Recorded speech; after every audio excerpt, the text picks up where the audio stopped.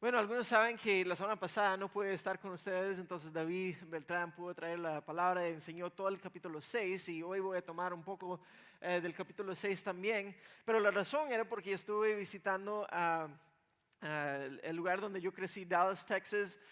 Tuve la oportunidad de ir con mi hijo y visitar por un día, pero siempre me gusta salir de la rutina y estar con otras personas que tal vez no son de la iglesia porque puedo escuchar y percibir un poco más de cómo está pensando el mundo alrededor.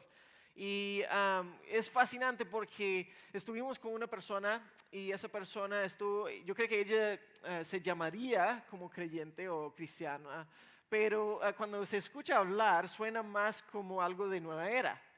Hay que manifestar tu destino, hay que hacer eso para que todo vaya bien y uno se empodera de todo lo que uno está viviendo y realmente se nota que es completamente una perspectiva o una cosmovisión centrada en sí misma. Pero eso es algo muy normal para el mundo, que todo gira alrededor de mí, así que como yo vivo es lo más importante. Y lo que vemos en las escrituras es que es el opuesto. Cuando nosotros entregamos nuestras vidas a Cristo, entonces ya yo no soy la autoridad de mi vida, sino yo me someto a la autoridad de Dios en mi vida. Y incluso eso significa aún llegando a sacrificar mi vida para la misión de Dios. Y hoy tenemos la oportunidad y el privilegio de ver y estudiar esa primera, la historia del primer mártir de la iglesia. Cuando hablo de mártir, eso es literalmente viene de la palabra de testigo, de alguien que ha visto y ahora va a proclamar lo que ha visto, pero a través de los siglos ha llegado a ser alguien que ha muerto por testificar de Jesús.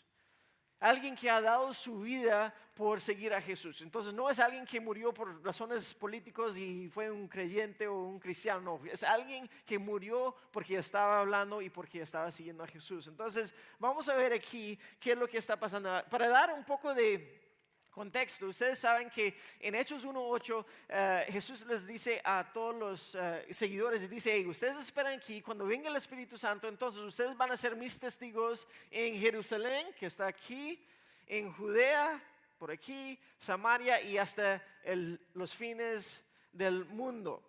Hasta ahora, capítulo 7, no han salido.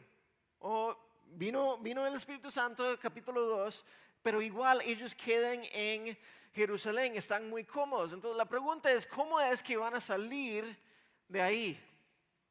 Y entonces Dios tiene que empezar a obrar y crear la necesidad para ellos salir de ahí, y eso es donde nosotros empezamos con Esteban. Ahora, si volvemos un poco al capítulo 6, vemos que Esteban es un hombre lleno del Espíritu Santo y al final del capítulo 6 él termina hablando o debatiendo con algunos de los judíos en una de las sinagogas. Ellos se enojan con él, se ponen celosos porque él está haciendo milagros, están viendo que Dios está trabajando a través de él, y dice versículo 10, ellos declararon: nosotros lo oímos, hablando de Esteban, nosotros lo oímos blasfemar contra Moisés y hasta contra Dios.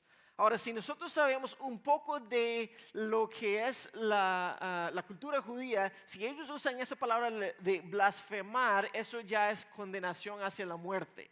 Si alguien está blasfemando, nosotros, el pueblo de los judíos, porque seguimos a Yahvé Dios, entonces vamos a matar a esa persona que está blasfemando. Entonces, esas son acusaciones sumamente fuertes. Entonces ellos lo llevan a Esteban ante el Concilio Supremo y ellos les dicen, y dice: los testigos mentirosos dijeron: este hombre siempre habla en contra del santo templo y contra la ley de Moisés.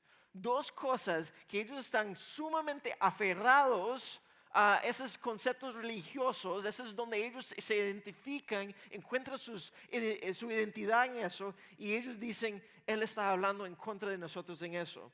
Lo hemos oído decir que ese tal Jesús de Nazaret destruirá el templo y cambiará las costumbres que Moisés nos transmitió. Versículo 15, al final del capítulo 6 dice eso: en ese momento todos los del Concilio Supremo fijaron la mirada en Esteban porque su cara comenzó a brillar como la de un ángel.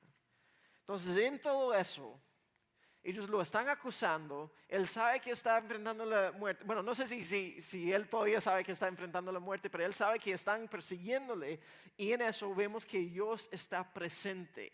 Y nadie que está siendo testigo de esto puede negar eso. Entonces, lo que yo quiero que nosotros entendamos al entrar en todo eso es esto.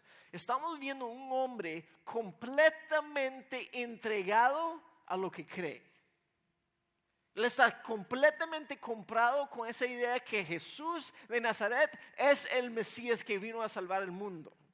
Y por eso ahora él puede tener valor y la valentía para testificar de esa verdad. Su valentía, lo que vamos a ver hoy, descansa sobre su creencia en la verdad. Y para nosotros eso es un reto. Que nosotros podemos ser un grupo de personas que sigue a Jesús, que sentimos el peso, la realidad y ese gozo y ese compromiso. Que si somos personas que decimos, yo sigo a Jesús, que Él es mi Dios, yo creo que Él murió y resucitó y ahora Él me ofrece perdón de pecados por lo que Él hizo, entonces nosotros tenemos que estar dispuestos a darle todo para Él. Y eso es el opuesto de lo que vemos en este mundo y es lo opuesto de lo que vemos en la mayoría de la mentalidad cristiana.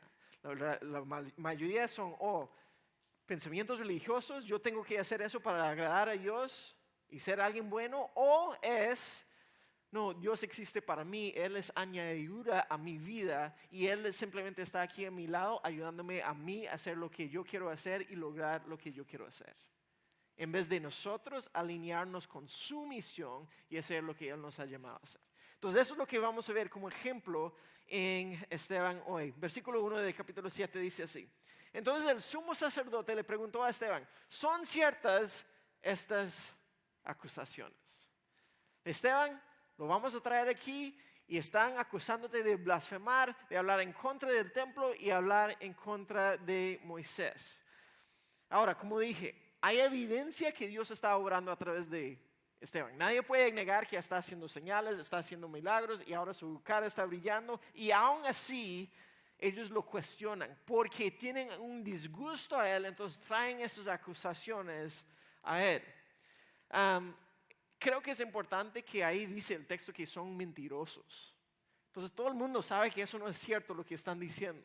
Sin embargo, por la mentalidad que ellos tienen en esos momentos, no están preocupados con la verdad, están más preocupados con su reputación como líderes religiosos. Y este hombre los está amenazando, así que hay que encargarnos del problema. Entonces, no voy a leer todos los versículos, pero tenemos unos 50 versículos de Esteban dando su defensa a todo ese concilio supremo. Y yo me imagino que eso también son simplemente unas notas comprimidas por el autor. Me imagino que fue mucho más largo, pero lo que tenemos es esto.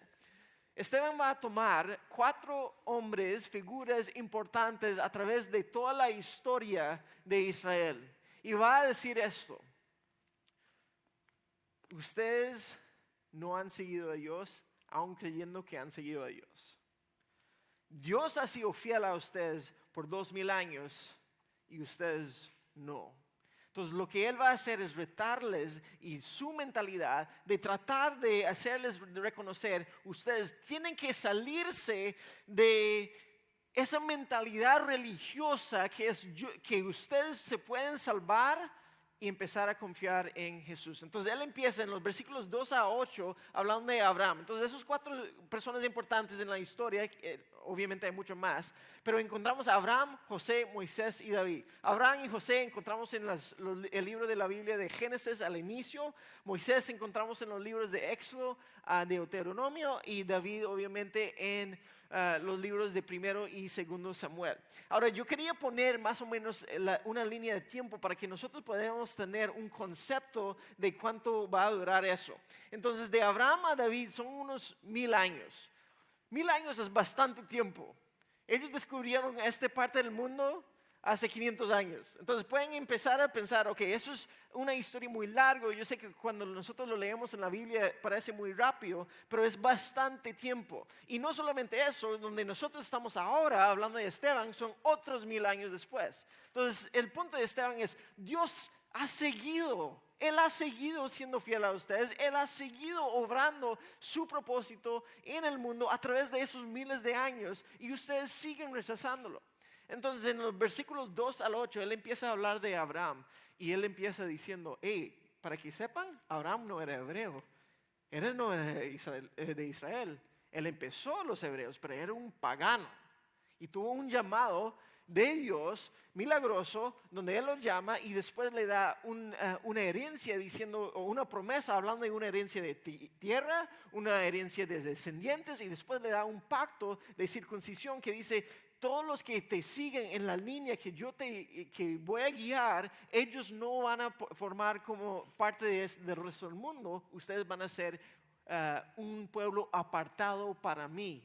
Entonces él empieza honrando a Abraham, pero noten ahí en los primeros versículos dice, nuestro Dios glorioso, nuestros antepasados.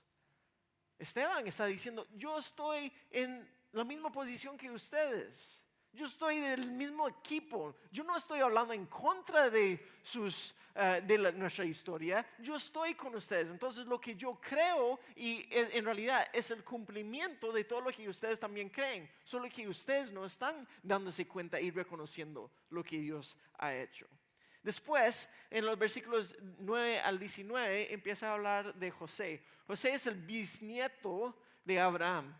Si uno escucha el hijo de la promesa de Abraham llega a ser Isaac. Isaac tiene 2 gemelos, Esaú y Jacob. Jacob es el escogido y Jacob tiene 12 hijos. Y esos 12 hijos llegan a ser los 12 patriarcas del pueblo de Israel. Pero uno de ellos, José, a nadie le gusta y lo intentan matar. Pero en vez de eso, ellos deciden venderlo como un esclavo y él termina en Egipto. Y Dios está obrando en todo eso, aún en medio de todos los problemas de la familia y todo el odio, los celos que ellos tienen contra ellos. Y él termina en Egipto y Dios ahora, de alguna manera, salva a todo el pueblo de Israel, de una manera para que ellos puedan llegar a Egipto, los trae a Egipto y ese lugar, Egipto, por 400 años funciona como una incubadora en crecer la nación para que llegue a ser los descendientes que Dios prometió a Abraham. ¿Me están siguiendo? Estoy repasando como 1000 años de historia, entonces voy rápido. Pero en eso vemos constantemente Dios está siendo fiel y el pueblo de Israel, empezando con la familia de Abraham, ellos no están siendo como deberían de ser.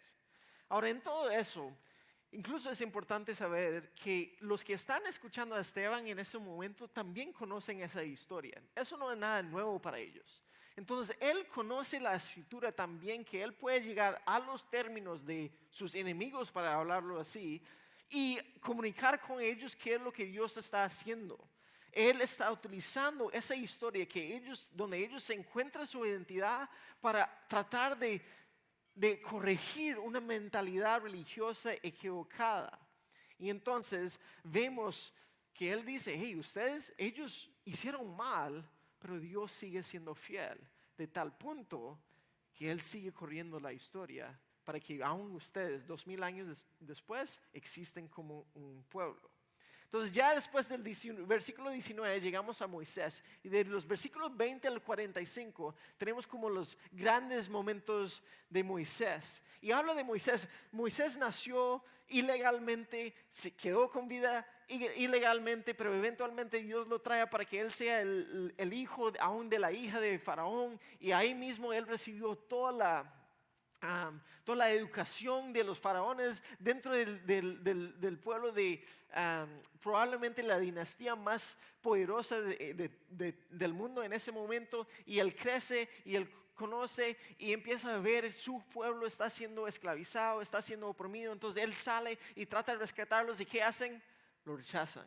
Y él tiene que huir. Y por 40 años él está en el desierto pastoreando ovejas, haciendo lo que sea. Pero después Dios viene de una manera milagrosa y lo llama y dice, ya ahora es tiempo de volver a Egipto y rescatar a su pueblo. Entonces Él vuelve, los rescata, Dios hace todo, las 10 plagas, todos esos milagros, realmente son historias impresionantes donde vemos Dios actuando, los saca de Egipto y todos están felices para siempre.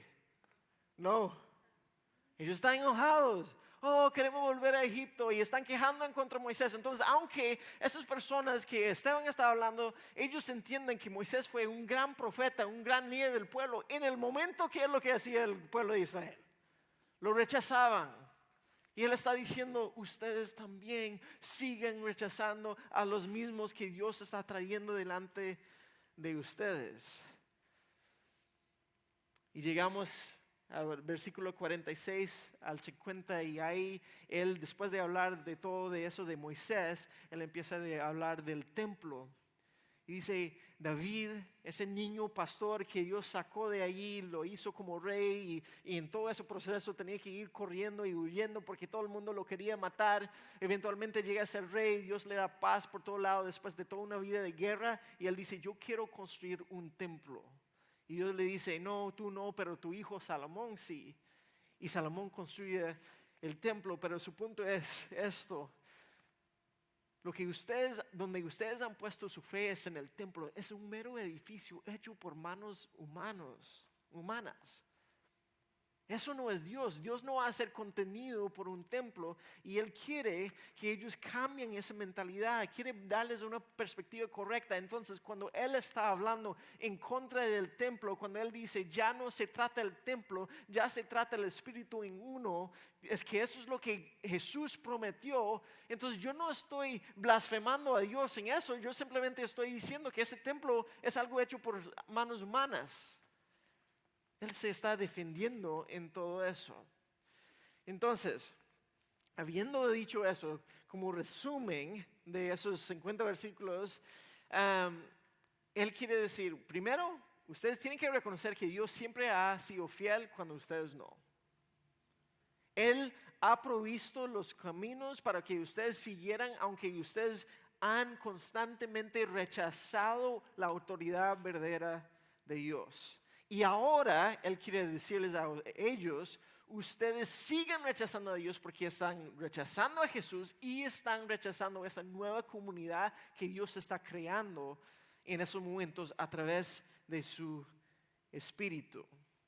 Y yo veo esto, porque justo ahora, después de esto, el Evangelio va a esparcir a Judea, a Samaria, va a salir de Jerusalén, va a ir a los fines de toda la tierra. Yo creo que Él está básicamente dando esa última oportunidad a los judíos, a los israelitas en esos momentos, de arrepentirse. Que es importante. Porque para nosotros hoy en día, nosotros nunca escuchamos el Evangelio a menos que ellos salgan de Jerusalén. Entonces, por un lado vamos a ver ese sufrimiento, pero por otro lado es por eso que nosotros aún tenemos la oportunidad de escuchar y tener el Evangelio que nosotros tenemos hoy en día. Entonces, en esto, ese discurso largo de 1000 años está terminando, y Él básicamente va a decirles a ellos, van a apreciar suficientemente su propia historia como para no repetir los errores que han cometido hasta ahora. Y lo va a hacer en unas palabras bien fuertes y confrontativas. Dice así, después de presentar toda la historia, Él dice a ellos, pueblo terco, ustedes son paganos de corazón. Literalmente dice incircuncisos, o sea, ustedes no forman parte del pacto que Dios les dio, y sordos a la verdad, resistirán para siempre al Espíritu Santo. Eso es lo que hicieron sus antepasados, y ustedes también. Él sigue. Mencionan a un profeta a quienes sus antepasados no hayan perseguido. Hasta mataron a los que predijeron la venida del justo, el Mesías, a quien ustedes traicionaron y asesinaron. Deliberadamente desobedecieron la ley de Dios, a pesar de que la recibieron de manos de ángeles. Entonces, toda esa historia está diciendo, yo soy parte de ustedes, yo creo en toda esa historia, pero sí hay una gran diferencia. Yo me he sometido al Espíritu, y lo que Él ha hecho en mi vida, me he arrepentido, yo he puesto fe en Cristo, pero ustedes no. En vez de hacer eso, ustedes lo mataron. Toda esa historia, ustedes han estado esperando al Mesías que venía, Él vino, ustedes no lo reconocieron. Y Él dice, eso es lo que hicieron sus antepasados y ustedes son aún peores. Yo estoy tratando de pensar en algo que podría tal vez ofendernos tanto como para tener ese sentimiento. Yo no sé qué sería. Tal vez sería como, hey, sus abuelas, sus abuelos, aunque estuvieron en la iglesia toda la vida, ahora es decir que ellos no tenían la razón y ustedes tampoco. Y van para el infierno y están ahí en el infierno. Es así de fuerte. Los están acusando por no seguir a Cristo. Entonces hay varias maneras que nosotros podemos pensar en eso para nuestras propias vidas. Pero yo veo esto y veo esa acusación aquí. Dice, pueblo terco, ustedes son paganos de corazón y sordos a la verdad. Y es muy fácil para nosotros leer el Antiguo Testamento y ver a los israelitas decirme, qué necias, qué necedad, qué necios ese pueblo, qué es lo que esa gente está haciendo. Y después vemos en nuestra propia vida, no, yo soy igual de necio. Y yo veo a mi propia vida y yo digo, ¿dónde es que hay cosas en mi propia vida que demuestra esa misma necedad en mi vida? ¿Dónde hay lugares donde yo sigo empujando y resistiendo al Espíritu Santo en mi vida? Creo que es una pregunta para todos nosotros. ¿Dónde son los lugares en mi vida, áreas de mi vida donde yo digo, sí, yo creo y sigo a Jesús, pero esta parte de mi vida, eso yo estoy en control? Yo no voy a someter esto a Dios.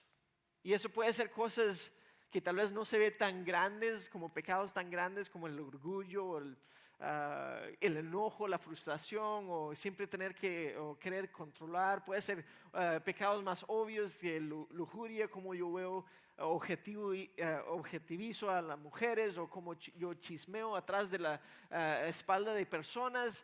Puede ser cualquier de esas cosas, pero la realidad es que todos nosotros tenemos esas áreas de nuestra vida donde nosotros estamos diciendo, no, esto es mío, esto lo voy a guardar y eso no voy a someter a Dios.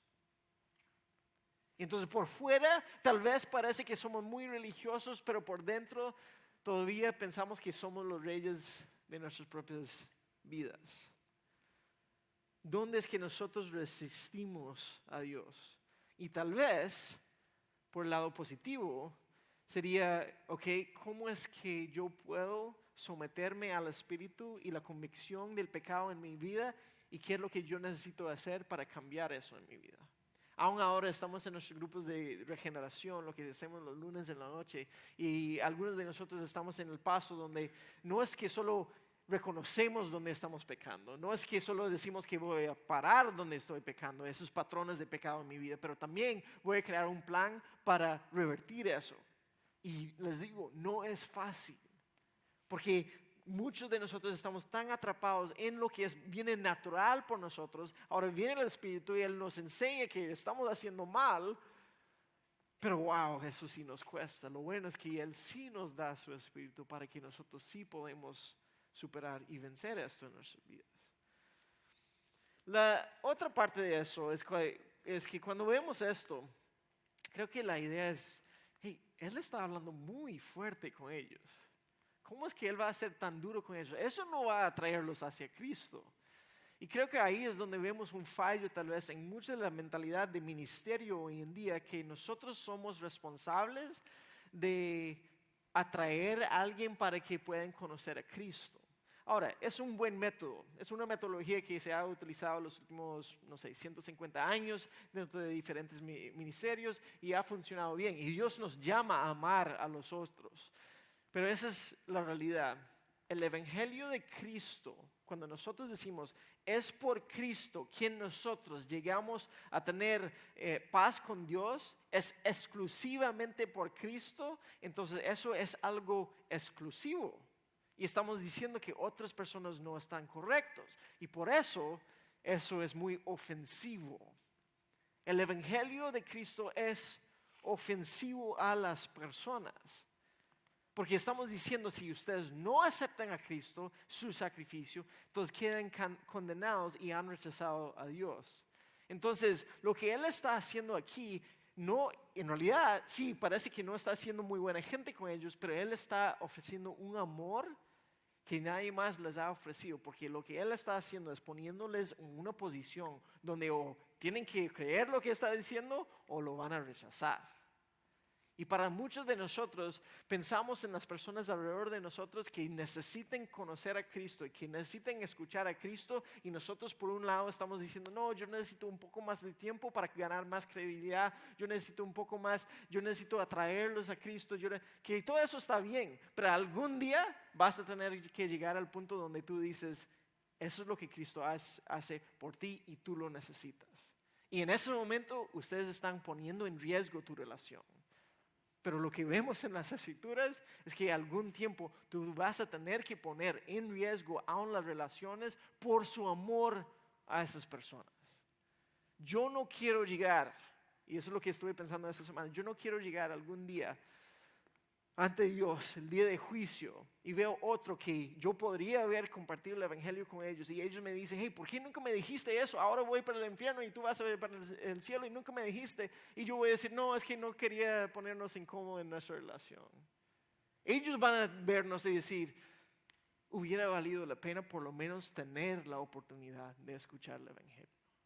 Entonces, para algunos de nosotros eso significa hablar con algunas personas de nuestra familia, y yo sé que eso nos da terror porque sabemos que eso va a traer un montón de dificultad. Y para otros son amigos que hemos tenido hace 20 años que no hemos hablado con ellos, y de repente Dios nos dice, hey, deberíamos de hablar con ellos esa verdad, y no sabemos cómo va a salir y entonces no vamos a ser amigos. Bueno, la pregunta que hay que hacernos es, ¿vale la pena darles por lo menos una oportunidad de conocer a Cristo? Y lo que vemos aquí es que Esteban dice, hey, a pesar de la incomodidad que yo voy a causar, a pesar de la persecución que voy a enfrentar, yo voy a presentarles y retarles. Porque a menos que uno se da cuenta que no está en paz con Dios, va a querer tener paz con Dios. Y eso es lo que el mundo no reconoce, que nosotros, si no tenemos a Cristo, somos enemigos de Dios. Y si somos enemigos de Dios, quedamos condenados. Y es lo que nosotros tenemos que entender para que podamos ver a nuestros amigos, nuestras familias, nuestras amistades, y decir, hey, ustedes están en enemistad, pero Dios ha provisto un camino y ustedes tienen que poner su fe en Él. Pues pueden imaginarse la reacción de los líderes religiosos. Los líderes judíos se enfurecieron por la acusación de Esteban y con rabia le mostraron los puños. Pero Esteban, lleno del Espíritu Santo, fijó la mirada en el cielo y vio la gloria de Dios y vio a Jesús de pie en el lugar del honor a la derecha de Dios. Yo creo que tal vez fue hasta aquí que Esteban empezó a darse cuenta, yo creo que ese es el fin de mi vida. Ellos enojados, él sigue hablando, les condena a ellos y ellos están listos para condenar a él. Entonces Él les pone delante de ellos, ustedes pueden someterse ahora a aceptar al Mesías, quien es Jesús, quienes ustedes han estado esperando. Y en vez de hacer eso, ¿qué es lo que hacen? Se enojan, lo rechazan, sabiendo todo lo que ya está pasando. Y es interesante porque aquí dice Esteban, lleno del Espíritu Santo, él está en esa posición por seguir a Jesús. Él está sufriendo persecución por seguir a Jesús. El Espíritu Santo lo ha llevado a ese momento tan feo para que él lo pueda representar a Cristo.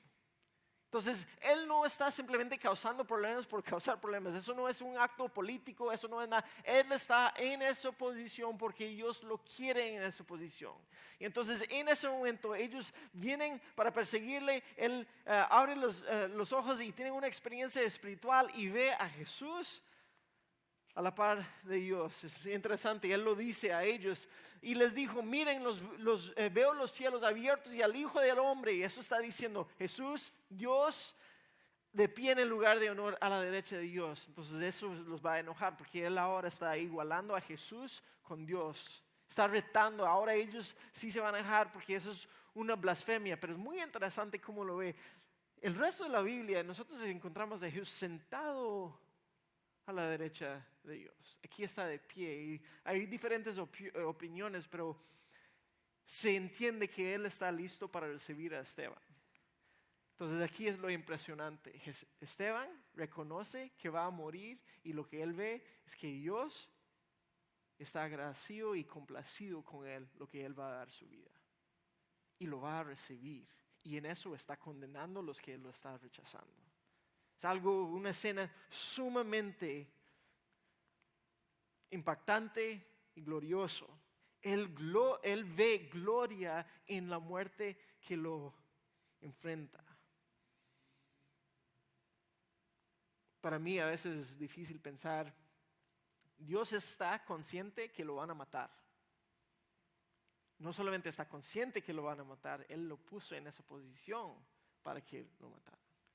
Y no solamente lo pone en esa posición para matarlo, Él está complacido con lo que Él está haciendo. A Jesús le agrada la muerte de Esteban en ese momento. Entonces creo que cuando Él está de pie, listo para recibirlo, eso vindica a Esteban.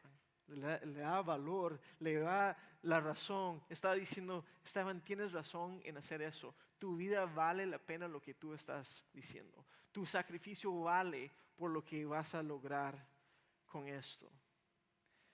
Entonces, aún para nosotros, tal vez nosotros no enfrentamos ese mismo nivel de persecución. Pero nosotros tenemos que entender, cuando nosotros sufrimos para Cristo, eso da valor a nuestra creencia. Si nosotros nunca tenemos que sufrir por nuestra creencia, nunca vamos a saber si es de verdad o no. Si yo nunca me pongo en una posición incómoda aún por lo que yo creo, entonces yo no sé si yo lo creo o no. Eso es donde nosotros realmente encontramos que estamos, que de verdad lo creemos. Si mi sacrificio, si el sacrificio de mi familia, si tu sacrificio significa que personas aún van a tener la oportunidad de escuchar de las buenas nuevas de Jesús, vale la pena. Y como digo, tal vez no experimentamos una reacción como lo que vamos a ver, pero sí es de esperar. Alguien no va a estar de acuerdo con lo que tú estás diciendo, simplemente por el mensaje. Y a nadie le gusta escuchar que no están haciendo lo correcto, a nadie le gusta escuchar que solo hay un camino. Y nosotros tenemos hermanos y hermanas alrededor del mundo que sufren eso. El siglo XX fue el siglo más sangriento en la historia de sufrimiento de los cristianos, y el siglo XXI va aún más para eso. Pero vamos a ver cómo Esteban reacciona en el momento, y vamos a ver que él confía en Dios aún en los últimos momentos de su vida. Entonces ellos se taparon los oídos con las manos como niños, ¿verdad? Bla, bla, bla, no quiero escuchar eso. Y empezaron a gritar, se lanzaron sobre él, lo arrastraron fuera de la ciudad. O sea, no podemos matarlo aquí, hay que sacarlo de entre la ciudad. Sus acosadores se quitaron las túnicas y las pusieron a los pies de un joven que se llamaba Saulo. Ellos quitan las túnicas, yo creo que porque es más fácil de tirar las piedras así. Y las pusieron a los pies de un joven que se llamaba Saulo. Entonces, en medio de todo eso, Lucas empieza a presentar a alguien que va a ser un personaje muy importante en el resto del libro. Mientras lo padreaban, o sea, él está ahí, le está pegando las piedras, lo están matando, Esteban oró, Señor Jesús, recibe mi espíritu. ¿Dónde escuchamos eso antes? Jesús. Él miró el modelo de Jesús sufrir. Él conocía la historia de Jesús sufrir. Y ahora él toma eso sobre él. Cayó de rodillas gritando, Señor, no los culpes por este pecado. Dicho eso, murió. Yo creo que yo estaría, si yo estoy en esa posición, yo estoy diciendo, Dios, yo sé que me van a matar, pero hágalos sufrir a ellos también. Él puede confiar aún su muerte, que no fue una inyección de dormirse rápido. Aún su muerte, él puede confiar eso en las manos del Señor. El primer versículo del capítulo 8, y con eso termino. Saulo fue uno de los testigos y estuvo totalmente de acuerdo con el asesinato de Esteban. Creo que es una de las historias que más me atraen las escrituras por varias razones, porque yo veo qué tan lejos hemos llegado como seguidores de Cristo de vivir de esa manera. Mi propia vida, la vida de mi familia, lo que veo en las personas que se llaman seguidores de Cristo. Vemos a alguien que está listo y dispuesto a pagar el precio más alto por su fe. Y no solamente eso, vamos a ver que eso es lo que pone el precedente para todo lo que sigue. Al enfrentar la persecución inmediata, aún dentro de la iglesia primitiva, pero también a través de toda la historia de la iglesia. Hay preguntas que surgen. ¿Por qué Jesús no lo para si Esteban está sufriendo? ¿Cómo puedo yo confiar en un Dios que sabe que en mi momento más difícil me va a abandonar o no me va a responder?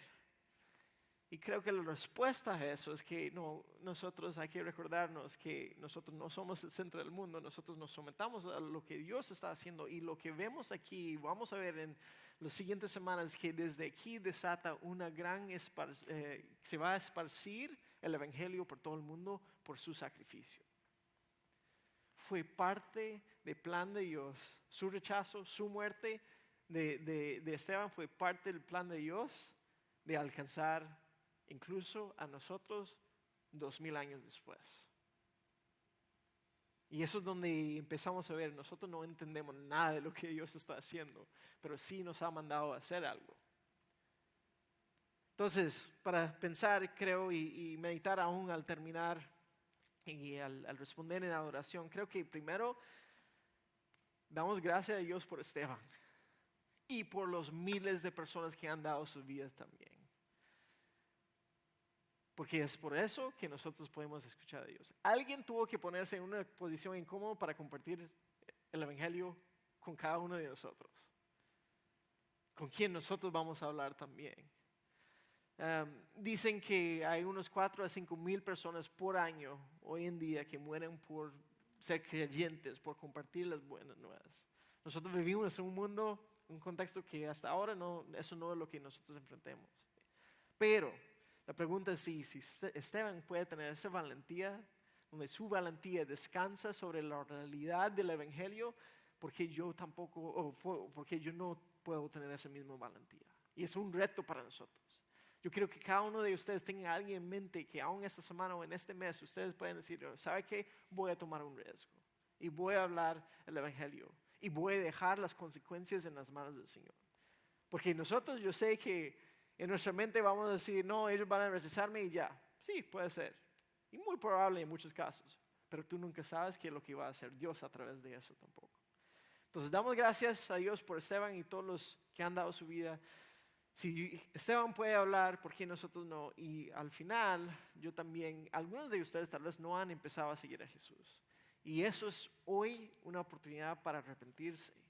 Ustedes, como los judíos, han seguido resistiendo al Espíritu Santo. Ustedes han seguido rechazando lo que Cristo les ha prometido. Y aquí hoy han tenido la oportunidad de escuchar qué es lo que Jesús hizo por ti. Están apartados de Dios, enemigos de Dios. Pero Él envió a su Hijo a venir aquí, vivir una vida perfecta, morir y después resucitar, demostrando que Él es de verdad, no simplemente un gurú, no simplemente un maestro. No, era Dios. Es Dios y siempre será Dios, y por eso nosotros podemos poner nuestra fe en Él. Y a ustedes yo les digo, ¿qué es lo que te estorba de poner su fe en Él? Porque Él te está dando esa oportunidad. No sea necio, no sea un pueblo terco, no resistan al Espíritu Santo. Déjame orar. Señor, te damos gracias porque en tu palabra encontramos verdades riquísimas y difíciles a la vez. Verdades que nos retan, que nos convencen de nuestro pecado, y en eso, Señor, vemos tu gran misericordia, tu gran gracia, porque es en eso que vemos que no lo merecemos, pero igual tú lo hiciste. Que yo no tengo la habilidad de salvarme a mí. Nadie tiene la habilidad de salvarme a mí por mis pecados, por lo que yo he hecho, pero a través de tu Hijo Jesús, yo tengo la oportunidad de ser justificado, desde ser enemigo a llegar a ser hijo e hija de Dios. No vamos a entender toda grandeza de eso hasta que estemos contigo, pero Señor, es por eso que existe nuestra fe y queremos creer en ti. Entonces yo pido por mis hermanos y hermanas que están aquí, que ellos puedan examinar sus corazones ahora y ver dónde tienen que arrepentirse, pensar en con quién tienen que hablar. Y pido por los otros que están aquí, que tal vez nunca han puesto su fe en ti, Señor, que ellos puedan entregar sus vidas, que ellos puedan someter al Rey verdadero, a ti, nuestro Señor Jesús. Y es en ese nombre que oramos. Amén.